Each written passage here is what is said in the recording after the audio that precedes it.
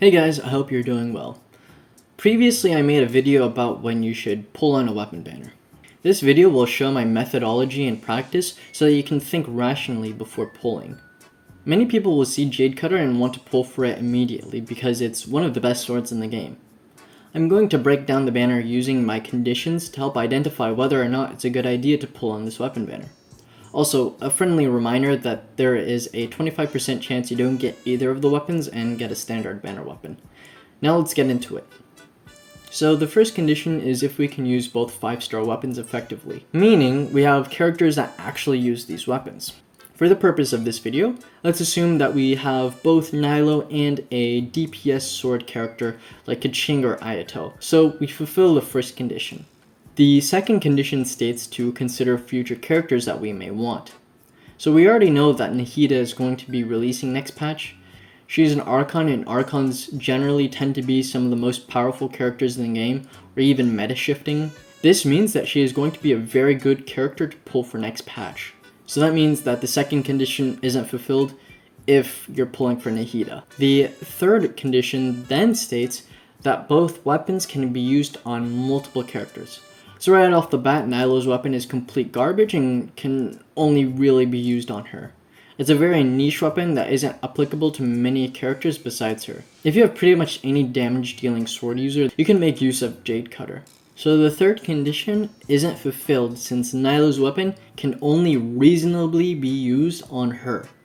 But like I said in my other video, if you really like a character and want their signature weapon, then this condition doesn't matter. Okay, so now we can take a look at the fourth condition. Over half of the 4-star weapons have to be good. Alright, so starting out with Rain Slasher, this honestly doesn't have very many uses and is quite a niche weapon.